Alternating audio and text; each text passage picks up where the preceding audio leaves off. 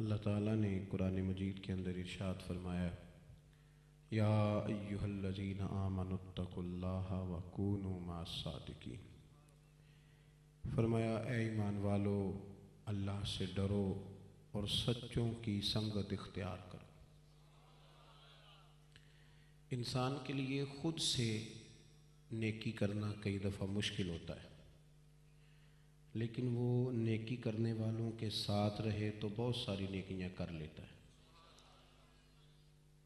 انسان کے لیے کئی دفعہ خود سے غلطی اور گناہ سے بچنا مشکل ہوتا ہے، لیکن اگر ان لوگوں کے ساتھ اس کا وقت گزرے کہ جن کی موجودگی میں وہ گناہ کر ہی نہ سکے، بلکہ گناہ کا سوچ بھی نہ سکے، تو پھر اللہ تعالیٰ نے انسان کی اس طبیعت سے، اس فطرت سے آگاہی پر انسان کو حکم دیا کہ تو سچوں کی سنگت اختیار کر، سچوں کے ساتھ رہ، ان کی صحبت اختیار کر۔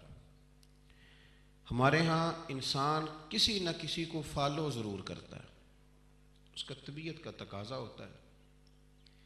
وہ کبھی سیکھنے کے لیے کسی کی طرف دیکھتا ہے، کبھی کسی کی طرف دیکھتا ہے، اور آپ نہ چاہتے ہوئے بھی کسی کو فالو کر رہے ہوتے ہیں۔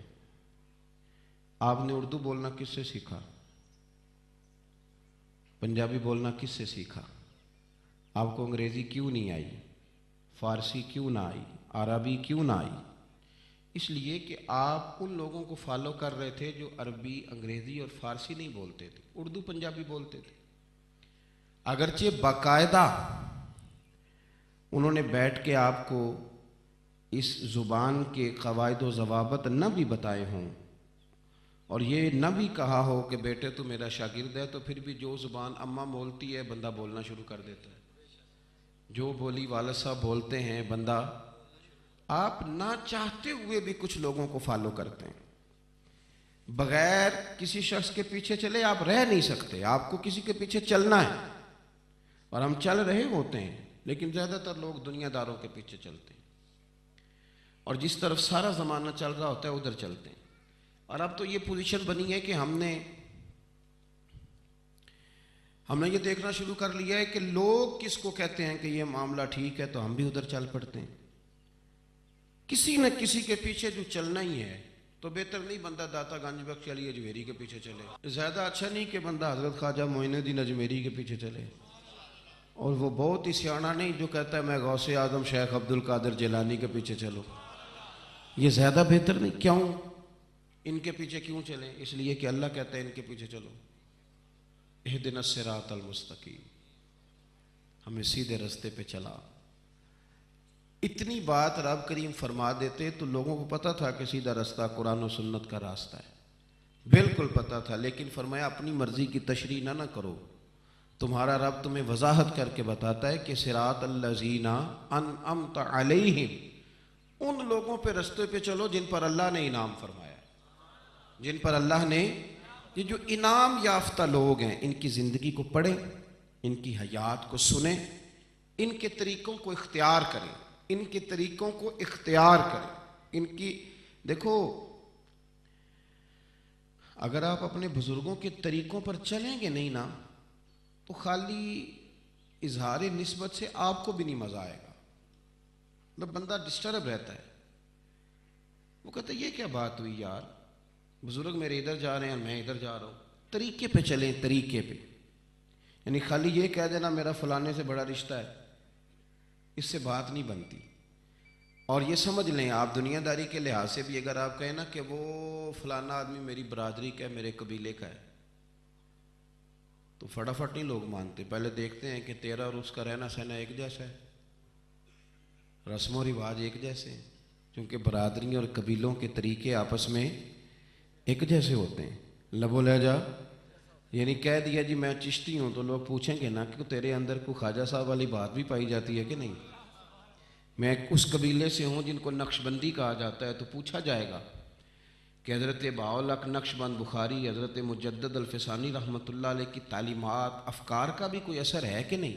میں بڑا مضبوط سہروردی ہوں، تجھے پتہ ہے شیخ شہاب الدین سہروردی نے کتاب کون سی لکھی ہے؟ اس کا نام آتا ہے ساری زندگی 11ویں دلائی، غوث پاک کا نام لیا، لیکن اگر غوث پاک کے 2 لفظ بھی ہمیں یاد نہ ہو، نہیں یاد ہوتے۔ پوچھ لے کسی سے کہ غوث پاک کا کوئی قول سناؤ، نہیں یاد ہوتا۔ مزاج نہیں، طبیعت بس ٹھیک ہے، مزاج ہے ہمارا، ہم جدھر ساری دنیا چل رہی ہے ہم بھی ادھر چلتے ہیں۔ تعلیمات کو سمجھیں، ان کے طریقے کو سمجھیں۔ غوث پاک رضی اللہ تعالیٰ عنہ مادرزاد ولی ہیں، نانا بھی ولی ہیں، والد بھی ولی ہیں، پھپھی بہت بڑی ولی ہیں۔ غوث پاک رضی اللہ تعالیٰ عنہ خاندان سادات میں سے ہیں، حسنی حسینی ہیں، لیکن غوث اعظم نے کوئی غیر فطری کام نہیں ہمیں سمجھایا۔ غوث پاک نے بیٹھ کر تعلیم حاصل کی، باقاعدہ 11-12 سال استادوں سے پڑھا۔ میں کیسے مان لوں شخص کو جو کہتا ہے میں علم لدنی والا ہوں جی، خالی دعا سے کام چل رہا ہے؟ او بھائی دعا سے کام چلتا ہے، کون منع کرتا ہے؟ لیکن غوث پاک کے خاندان سے بڑا تو ولیوں کا خاندان ہی کوئی نہیں، تو دعا دے دے تو کام چل جاتا۔ انہوں نے قرآن پڑھا، حدیث پڑھی، فقہ پڑھی، اصول پڑھے، ان کو آگے پہنچایا۔ نہ کریں یہ ظلم قوم کے ساتھ، نہ کریں۔ جاہل لوگ لا کے مسلط کر دیے، بٹھا دیے۔ اور میں آپ کو بڑے تجربے کی بات بتاتا ہوں، جاہلوں کی پیری مریدی عالموں سے زیادہ ہے۔ عالم بیچارہ نہ تو کرامت سنا سکتا ہے، جھوٹ کیسے بولے گا؟ کوئی بات اس نے اگر بیان بھی کرنی ہے تو پہلے دیکھنا ہے کہ قرآن و سنت میں اس کی کوئی دلیل، کوئی اصل ہے کہ نہیں۔ تو جاہل تو فارغ ہے نا، جو مرضی کہہ دے گا، کام چلتا ہے۔ ان کی کرامتیں بھی زیادہ ہیں، ان کے اور بڑے پکے پیڈے الفاظ کے ساتھ کہیں گے جی ہمارے حضرت صاحب جی دعا بھی نہیں کرتے، وہ بھی کسی سے کراتے ہیں، نظر کا ہی فیض ہے۔ میں کیا وہ تقریر نہیں کرتے، میں کیا آندی نہیں سو تاں نہیں سو کردا، ہاں آندی ہوندی تو ضرور کردا، انہیں جوگا نہیں بیچارہ، اس لیے اس نے مولوی ساتھ رکھا ہوا ہے۔ میں صحیح کہہ رہا ہوں، اس کو سمجھیں آپ۔ کہتے ہیں جی نہیں جی تقریر کرنا مولویوں کا کام ہے، مولویوں کا کام ہے؟ 42 سال 42 ایئرز غوث پاک جیلانی نے ممبر پر بیٹھ کر لوگوں کو تقریر سنائی ہے۔ اگر اس کو آپ خالی مولویوں کا کام سمجھتے ہیں تو الحمدللہ ہمیں مبارک ہو، پھر تو غوث پاک بھی مولوی نکل آئے ہیں، پھر تو مزہ نہیں آ گیا مولوی ہونے کا۔ کیا تماشا بنایا!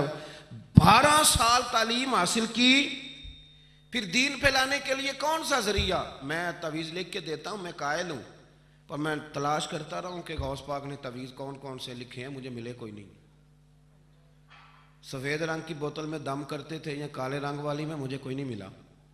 صدقے کا بکرا کون سا منگاتے تھے، یہ مجھے ملا کوئی نہیں۔ 5.25 کلو چینی کس وقت منگائی ہے میری سمجھ میں نہیں آیا۔ یہ جتنے کھاتے بنا لیے ہیں نا، 12,000 زعفران کا دے دو، تعویذ لکھنا ہے، یہ ملا نہیں غوث پاک کی زندگی۔ غوث پاک نے تعلیم حاصل کی، اور پھر غوث پاک نے ممبر پر بیٹھ کر لوگوں کو دین بتانا شروع کیا۔ فرماتے ہیں پہلے چھوٹی مسجد تھی، لوگ زیادہ ہو گئے۔ لوگ کہتے ہیں فلانا بندہ فلانی چیز کی وجہ سے مشہور ہو گیا ہے۔ اگر آپ کو یہ پتہ ہے نا کہ اس وجہ سے مشہور ہوا ہے تو پھر وجہ وہ تو آپ بھی استعمال کر ہی سکتے تھے۔ اگر یہ پتہ ہے نا کہ اس طرح مشہور ہوا ہے تو پھر آپ نے بھی ہو جانا تھا۔ یہ پیچھے وجہ نہیں ہوتی، خدا کا فضل ہوتا ہے۔ آج تو چلو کو کسی میڈیا سے کسی ذریعے سے معروف ہو جائے، تو غوث پاک کے زمانے میں کیا ذریعہ تھا جی؟ شے کوئی نہیں۔ پر جب اللہ تعالیٰ انتخاب فرمائے اور مدد کرے، اس لیے میں کہا کرتا ہوں کہ ذرائع جدید استعمال ضرور کریں، لیکن ان کو سبب سمجھیں۔ باقی اللہ کی بارگاہ میں دعا کریں وہ مدد نازل فرمائے، وہ مدد دے تو کام ہوتا ہے۔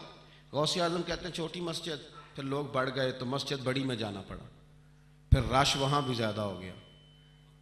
کن لوگوں کا؟ تعویذ لینے والوں کا، ہاں نہ کرو نا، دعا کرانے والوں کا، پھوک والوں کا، تقریر سننے والوں کا رش ہوتا تھا۔ ساری کتابیں دیکھ لیں آپ جتنی آج تک لکھی ہیں، کون لوگ آتے تھے؟ تقریر سننے والے، خطاب سننے والے، اپنے لیے کچھ فائدہ لینے والے۔ پہلے چھوٹی مسجد، پھر بڑی مسجد، پھر جامع مسجد، پھر عیدگاہ میں ڈیرا لگایا، پھر وہاں بھی حالات اور ہو گئے۔ پھر غوث پاک نے نہ کھلے میدانوں میں لوگوں کو بٹھا لیا، اور چونکہ پیچھے ہماری طرح معاذ اللہ کوئی دنیاوی مقصد نہیں تھا، آج تو میری طرح کے لوگ اللہ عزت دیتا ہے تو رنگ ان کا اور ہو جاتا ہے۔ مقصود اللہ کی رضا، اللہ کی رضا مقصود ہو تو بات کرنے والے کا بھی مزہ دبالا ہوتا ہے۔ میرے غوث پاک جیلانی رضی اللہ تعالیٰ عنہ تقریر کر رہے تھے تو بارش آ گئی، 70,000 کا مجمع، اور بغیر سپیکر کے تقریر، اور جیسی سمجھ پہلے بیٹھے آدمی کو آ رہی ہے ویسی آخری کو بھی آ رہی ہے۔ بارش آ گئی، بارش، اور جل تھل می برسنے لگا تو غوث پاک تقریر کرتے جا رہے ہیں، ہلکے بھی ادھر ادھر نہیں ہوئے، بس 2 جملے کہے تقریر روک کے، کہنے لگے اللہ تو دلوں کے حال تو جانتا ہی ہے، اگر یہ بندے میں نے اپنے لیے اکٹھے کیے ہیں تو بھگا دے سارے، اور اگر تیرے لیے اکٹھے کیے ہیں تو پھر بھی تیری مرضی ہے۔ لوگ کہتے ہیں یہ 2 جملے تھے کہ کمال تھا۔ پھر بغداد سارے میں بارش ہوتی تھی پر وہاں نہیں ہوتی تھی جہاں غوث اعظم کی محفل ہوتی تھی۔ پھر نہ بادل بھی ذرا ہٹ کے برستا تھا کہ یہاں سے ہٹ کے برسو، یہاں شیخ عبد القادر جیلانی لوگوں کو مصطفیٰ کا دین پڑھا رہے ہیں، ہٹ کے گزرتا تھا۔ آپ نے واعظ فرمایا، تبلیغ فرمائی، 400 آدمی کاغذ قلم لے کے بیٹھتے تھے جو غوث اعظم کے بیانات لکھتے تھے، آپ جو جملے کہتے تھے وہ نوٹ کرتے تھے، 400 آدمی۔ تو سارے تابع دار اس زمانے میں بھی نہیں تھے، اور نہ ہی ہوں تو مزہ آتا ہے، کوئی تھوڑے سے ہوں نا دوسرے بھی تو چلو یہی کہہ لو کہ نظر نہیں لگتی۔ اس زمانے میں بھی کچھ لوگ تھے جو کہتے تھے نہیں جی نہیں، کوئی پڑھ کے پھونکتا ہے، یہ نہیں کوئی مسئلہ ہے۔ ایک شیخ یحییٰ بن نجاہ تھے، صرف نحو کے امام تھے، تو وہ بھی کہنے لگے، اپنے ایک شاگرد تھے، کہ تیرا پیر کیا سنگاتا ہے لوگوں کو اتنی دنیا جاتی ہے؟ تو وہ مرید تھے نا، شاگرد ان کے تھے، کہنے لگے کوئی نہیں حضرت صاحب، یہ کون سا مشکل مسئلہ، میرے ساتھ چلیں، چل کے دیکھ لیں، تو وجہ میرا محبوب نہیں ڈٹھا جنوں ویک کے چند شرماوے، نا چل دیکھ لیتے ہیں، آ جا۔ تو شیخ کہتے میں پہلے دن گیا تھا، میں چہرے پہ کپڑا ڈال کے، کوئی دیکھے نہ کہ اتنا بڑا مفتی بھی کسی کی تقریر سنتا ہے۔ امام راضی کہتے ہیں علم بھی حجاب بن جاتا ہے، نہیں تربیت نہیں ہونے دیتا، بندہ کہتا ہے میں پڑھا لکھا ہی بڑا ہوں، اڑ جاتا ہے۔ شیخ یحییٰ کہتے ہیں میں چہرے پہ کپڑا ڈال کے گیا، پر جب غوث پاک کی محفل میں بیٹھا، رب رسول کی بات سنی، یوں لگا کہ ساری باتیں میری کر رہے ہیں، یہ میری تربیت ہو رہی ہے۔ پھر کپڑا آہستہ آہستہ سرکنے لگا، پھر میرے دل میں ایک دفعہ خیال آیا کہ لوگ دیکھ لیں گے کہ اتنا بڑا ہو کہ تو بھی تقریر سنتا۔ پھر میں نے کہا جس نے دیکھنا ہے دیکھے، اب بس ٹھیک ہو گیا، غلامی کر لی تو کر لی، آزم یہاں تے لائیے ہی نہ تے جے لائیے تے پھر توڑ نہیں پائیے، دیکھنا جس نے وہ دیکھے۔ حضرت غوث اعظم رضی اللہ تعالیٰ عنہ کی محفل میں بیٹھا، کہتے میں نے عجیب نظارہ دیکھا، غوث پاک کی تقریر ختم ہوئی تو ادھر سے 5 بندے کھڑے ہوئے، حضور چور تھے پر آپ کی بات نے دل صاف کر دی، آج کے بعد پکی توبہ کرتے ہیں، محنت کر کے لوگوں کا مال بھی واپس کریں گے۔ پھر 10 ادھر سے کھڑے ہوئے، حضور بڑا لوگوں کو لوٹا ستایا، آبرو ریزی کی، آج ہم امیر ہو کے غریبوں کے پیر پکڑیں گے جا کے۔ 10 وہاں سے کھڑے ہوئے، حضور ہماری ماں روتی رہی پر ہم نے سنا نہیں، پر آپ کے قربان جائیں، جو آج آپ نے رنگ بھرا ہے نا، آج انشاءاللہ تب تک نہیں سوئیں گے جب تک اماں دعا نہ کر دیں، جب تک راضی نہ ہو جائے۔ جب یہ رنگ دیکھا نا، شیخ یحییٰ کہتے ہیں میں تو پھر بدل گیا۔ اگلے دن میں ایک دھاگا لے گیا لمبا سارا، آج میں نے گننا ہے کتنے بندے توبہ کرتے ہیں۔ ہماری محفلوں میں نوٹ گنے جاتے ہیں، نوٹ، اور 3 بندے ہوتے ہیں نوٹ گننے والے، اور شرم آتی، یہ سٹیٹس رہ گیا۔ اب غوث پاک کی محفل میں گنا جاتا تھا کتنے لوگ توبہ کرتے، دھاگا میں لے گیا، چادر میں نے اوڑھ لی، اور جب محفل ختم ہوئی تو میں حضور غوث اعظم کے قریب ہی ممبر کے بیٹھا تھا، 5 بندے کھڑے ہوئے، آج توبہ کرتے ہیں، میں نے 5 گرہیں لگائیں، بعد میں گن لوں گا، یہ طریقہ تھا اس دور میں گننے کا، گرہ لگا لو، گنڈ لگا لو، کہتے ہیں 5 لگائیں، پھر 6 کھڑے ہوئے، جلدی سے 6 لگائیں، پھر 7 کھڑے ہوئے توبہ کرنے والے، کہتے ہیں 6 7 میں لگاتا رہا، پھر 20 25 40 پھر 50 پھر 100 کھڑا ہونے لگا۔ اب میرے لیے گرے لگانی مشکل ہو گئی، میں کبھی بندے گنوں، کبھی غوث پاک کو دیکھوں، کبھی دھاگا دیکھوں۔ جب میں پوری طرح الجھ گیا نا تو حضور غوث اعظم نے کرم کی نظر ڈالی اور فرمانے لگے یحییٰ، یار تو نے عجیب کام شروع کیا ہے، میں دلوں کی گریں کھولتا جاتا ہوں، تو لگاتا جاتا ہے، میں یہاں گریں کھول رہا ہوں اور تو لگا رہا ہے، اور پھر بھی اپنی کرامت نہیں بنائی، فرمانے لگے یہ میری وجہ سے توبہ نہیں کر رہے، یہ خدا کے فضل سے کر رہے ہیں۔ اور فرمایا یحییٰ خدا کا فضل گنا نہیں جا سکتا، وہ شمار نہیں کیا جا سکتا، 5,000 یہودی اور عیسائی. غوث اعظم فرماتے ہیں وہ تو وہ ہیں جنہیں میں جانتا ہوں جو میرے ہاتھ پہ کلمہ پڑھ کے مسلمان ہوئے. آپ آج کروڑوں کی آبادی میں رہتے ہیں نا، اس لیے 5,000 کو چھوٹا سمجھتے ہیں، اور جہاں آبادی کل 25,000 ہو اور اس علاقے میں یہودی عیسائی ہوں ہی اتنے اور وہ سارے ہی آ کے غوث پاک کے ہاتھ پہ کلمہ پڑھ جائیں، پھر آپ اندازہ فرمائیں کہ حال کیا ہوگا. اور جنہوں نے توبہ کری وہ تو لاکھوں میں گنے نہیں جا سکتے. پتہ کیا ہے، ہم لوگوں نے نا دین کو اس کے مزاج کے مطابق سمجھنا ہے، پھر ہمیں دین فائدہ دے گا.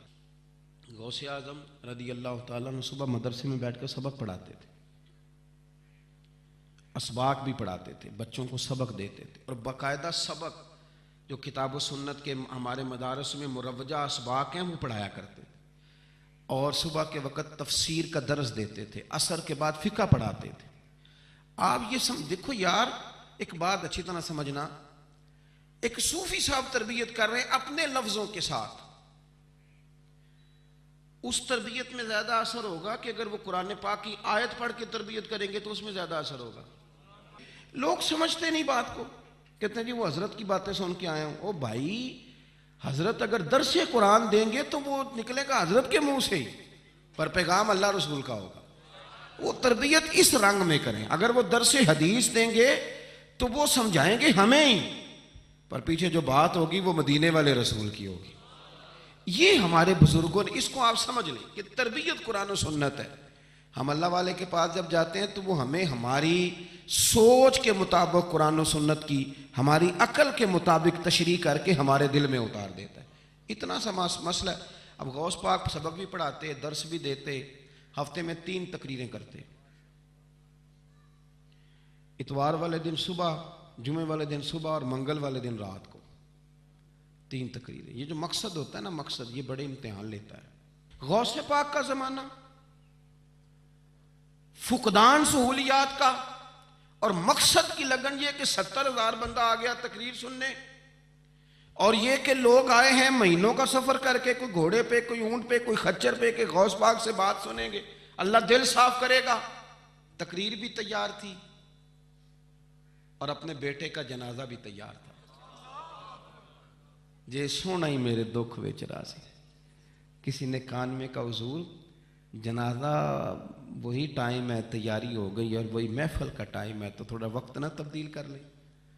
تو غوث اعظم فرمانے لگے میرا رب کریم جانتا ہے نا کہ یہ وقت لوگوں کے آنے کا ہے، تو اگر بیٹے کے لیے جناب اسرائیل کو بھیجا ہے تو جس بات میں اللہ راضی ہے میں بھی راضی ہوں. حضور کریں گے کیا؟ فرمایا جنازہ تیار لے کے کر کے محفل میں آ جانا، میں 4 تکبیریں پڑھ کے پتر کا جنازہ پڑھا دوں گا، تم میرا بیٹا رب رسول کے حوالے کرنا اور میں بیٹھ کے لوگوں کو اللہ رسول کا دین سکھاؤں. یہ لگن ہے مقصد کی، یہ درد ہے. اس درد میں لپیٹ کر جب لوگوں کو دین پڑھایا جاتا ہے نا تو پھر وہ تقریریں نہیں ہوتی، پھر وہ دین روحوں تک اتر جاتا ہے. اس درد کے اندر جب لپیٹ کر حضور غوث پاک نے یعنی ممبر سے اترے اور بیٹے کا جنازہ پڑھایا، پھر ممبر پہ بیٹھ گئے، پھر رسول اللہ کا دین اور زندگی ساری دین پڑھایا اور ساری زندگی پیغام دیا اور اللہ کے بندوں سے پیار کیا، رب کریم کے بندوں سے محبت کی. غوث اعظم رضی اللہ تعالیٰ عنہ کشتی جہاں چلتی تھی نا دجلہ کے کنارے، وہاں کھڑے تھے تو ایک غریب آدمی رو رہا تھا. تو غوث اعظم رضی اللہ تعالیٰ عنہ نے اسے بلا کے کہا کیوں روتے ہو؟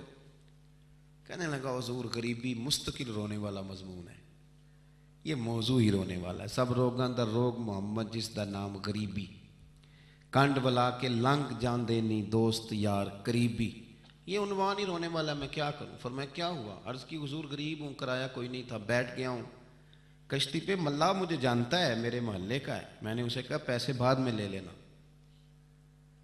مجھے سفر کرا دے، لیکن اس نے کہا میں نے مفت خوروں کے لیے کشتی نہیں بنائی، نیچے اتار دیا. حضور چلو نہ لے جاتا بات الگ تھی، لیکن سارے محلے داروں میں جو میری ذلت ہوئی وہ مجھے بڑی تکلیف کر گئی. غوث پاک نے خالی تسلی نہیں دی، میری تھپکی نہیں دی، گھر گئے 100 دینار لائے، ملاح کو بلایا، اس کو 100 دینار تھما کے فرمانے لگے آج کے بعد جو غریب آئے نا اسے رسوا نہ کرنا، اسے عبد القادر جیلانی کے کرائے پہ سفر کرا دے. اسے عبد القادر جیلانی کے کرائے پہ سفر کرانا، یہ کرایہ، اور جب ختم ہو گئے تو پیسے اور بھی دوں گا۔ لوگوں سے پیار کیا، اللہ کے بندوں سے محبت فرمائی، آنے والوں کا خیال رکھا۔ اب ایک مسئلہ ہے بدگمانیوں کا، اس کا علاج کوئی نہیں، بدگمانیوں کا کوئی علاج نہیں۔ کچھ لوگوں کو اس دور میں بھی بدگمانیاں تھیں کہ دیکھو اتنے سارے جناب تحفے تحائف اور فلانی شہر، لوگوں کو تحفے آتے نظر آتے ہیں، واپس جاتے نظر نہیں آتے۔ لوگوں کو آتے نظر آتے ہیں پر واپس جاتے نظر، بڑا بڑا مسئلہ ہوتا ہے۔ آپ کو ہر چیز کا حساب کتاب دینا پڑتا ہے اور آپ بڑی مشکل میں آ جاتے ہیں۔ غوث پاک نے نا 100 گھوڑے، ملا علی قاری نے لکھا 100 گھوڑے غوث پاک نے اکٹھے خرید لیے، خریدے بھی ذرا عربی نسل کے۔ ترجمہ کرا اج دا کی بنتا ہے اس گل دا، یعنی 1.25 کروڑ والی پجارو تے وہ بھی 100۔ بڑی مشکل میں نہیں آ جاتے دیکھنے والے، 200 مولوی صاحب دا کی کام ہے، انیاں گڈیاں وہ کٹھیاں وہ ہے گل۔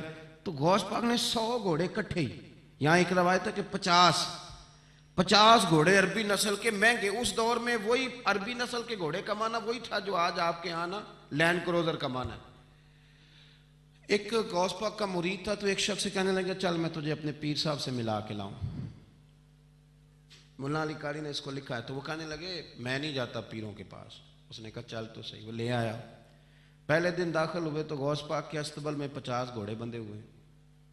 پہلا ہی شکوہ، کہنے لگا یار غصہ نہ کرنا، یہی ہوتی ہے نا باتیں، سٹائل بھی یہی ہوتی، غصہ نہ کرنا، ویسے ایک گھوڑے سے بھی کام چل ہی سکتا ہے۔ آپ کو پتہ ہے نا بڑا بڑا لوگوں کو یاد آتا ہے غریبوں کی بچیاں اور فلانی شے اور غریب اور یہ بڑی بڑی چیزیں یاد آ، اس کو بھی یاد آ، غصہ نہ کرنا۔ میں اب اس بیچارے کے پاس جواب بھی کوئی نہیں تھا کہ حضرت صاحب بات تو ٹھیک ہی ہے، لیکن جب آپ کسی کے ہاتھ پہ بیعت کر لیتے ہیں نا پھر آپ کا ان کہانیوں میں الجھنا بنتا نہیں۔ پھر آج یہ تو باتیں پہلے کی تھی نا، سوچتے پہلے تو بات ہو گئی، اب تو عمل کرنا ہے۔ تو ہوتے ہیں کچھ کچے بندے بھی بیچارے جو ساری زندگی سیدھے سیدھے ہونے میں ہی ٹائم گزار دیتے ہیں، اور جب تک پکے ہوتے ہیں تب تک کام ہی کھرا ختم ہو جاتا ہے۔ غوث پاک کا وہ مرید کہنے لگا یار بات تو تیری ٹھیک ہے پر چلو میں پتہ کروں گا 50 کیوں ہیں، آئے ملے، لیکن وہ روز تنگ کرتا وہ بندہ۔ پھر پوچھا پیر صاحب سے 50 گھوڑے کیوں رکھے ہیں؟ پھر پوچھا پیر صاحب سے، یہ اس شخص نے لکھا ہے جنہوں نے مشکات کی شرح بھی لکھی ہے۔ میں صوفی درویش کی بات نہیں کر رہا، ایک محدث کی بات کر رہا ہوں جنہوں نے بات لکھی ہے۔ فرمانے لگے وہی بندہ اعتراض کرنے والا بیمار ہو گیا، جگر میں کوئی ایسی تکلیف ہوئی کہ بغداد کے سب سے بڑے طبیب نے کہا کہ تیرا علاج صرف ایک صورت میں ممکن ہے کہ عربی نسل کا گھوڑا ہو، اسے ذبح کریں گے، اس کا جگر نکالیں گے، وہ تجھے کھلائیں گے دوائی میں، اور 50 گھوڑے ہوں گے تو ٹھیک ہوگا۔ اب مسئلہ جب یہاں تک پہنچ گیا تو مرتا کیا نہ کرتا۔ پھر اپنے اسنگی سے کہنے لگا چل پیر صاحب کے پاس۔ اس نے کہا میں نہیں ہوں جانا۔ اس نے کہا نہیں تیری مہربانی، اور تو کوئی کسی اور چیز پہ بہتر، اللہ کا واسطہ۔ وہ مانیں گے ہی نہیں۔ اس نے کہا پیر پکڑوں گا، میں منت کروں گا، میں خدا رسول کے واسطے دوں، ایک دفعہ چل ورنہ مر جاؤں گا۔ اب مرنے والا بندہ کیا کرے جب موت سامنے نظر آئے؟ تو گیا غوث پاک کے پاس اور کہتا ہے سارے رستے سوچتا گیا کہ پیروں پہ سر رکھوں گا، پگڑی اتاروں گا، یہ کروں گا، منت کروں گا، ماں کی بات سناؤں گا، اپنی بہنوں کا واسطہ دوں گا، بڑا کچھ کروں گا، حضور اس کے صدقے مان جائیں، چھوٹے بچوں کی بات سن، سارے رستے تیاری کرتا گیا۔ لیکن جب غوث پاک جیلانی کی ڈیوڑی میں قدم رکھا تو شیخ عبد القادر جیلانی دیکھ کے مسکرائے، فرمانے لگے او یار تجھے بڑا شکوہ تھا میرے گھوڑوں پہ، اصل میں نا تو ایک دن میری گلی سے گزر رہا تھا، میں نے تیرے ماتھے پہ نظر ڈالی تو سمجھ آ گئی تو بیمار ہو جائے گا، اور تیرا علاج بھی 50 گھوڑوں سے ہوگا، میں نے 50 کیا کرنے تھے، میں نے تو تیرے لیے منگا کے رکھے ہوئے ہیں۔ کچھ تو مجبوریاں رہی ہوں گی، یوں ہی کوئی بے وفا نہیں ہوتا، او خدا کے بندے تیرے لیے رکھے ہیں۔ فرمایا چارہ ڈالنے کی بھی ضرورت نہیں، وہ میرے مرید ہی ڈالیں گے، تو روز آیا کر، ایک لے جایا کر، اپنا علاج کرا۔ کہنے لگا حضور مرید کر لیں؟ فرمانے لگے جو اتنے امتحان لے کے بیعت کرے اسے نہیں کیا کرتے، تو مرید ہی ہے، تو لے جا کھا۔ اور اپنا آج تک لوگوں کو بدگمانیاں ہوتی ہیں، اور جو عمل کرنے والے تھے، اللہ والوں کی بات ماننے والے تھے، وہ بات مان کے درجات بھی لے گئے، اور جو کہانیوں میں تھے وہ بیچارے آج تک کہانیوں میں ہیں، ابھی تک ان کا الجبرا اور ہندسہ کا رزلٹ کوئی نہیں آیا، ابھی تک یہاں کہانیاں۔ ان بزرگوں کی تعلیمات پر عمل کریں۔ غوث پاک رضی اللہ تعالیٰ عنہ کی ساری زندگی پڑھو گے تو جو چیز سب سے زیادہ نظر آئے گی وہ اللہ کے بندوں کا پیار ہے، غریب سے، مجبور سے، گناہگار سے۔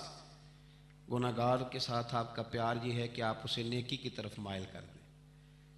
گناہ انسان کو کھا جاتا ہے، گھن کی طرح چاٹ جاتا ہے، اگر آپ اس کی اصلاح کر دیں گے تو آپ نے اس کے ساتھ بہت زیادہ نیکی کر دی۔ تو یہ ساری تربیت حضور غوث پاک فرمایا کرتے تھے۔ اللہ تعالی ہمیں ان کے فیض سے فیض یاب فرمائے۔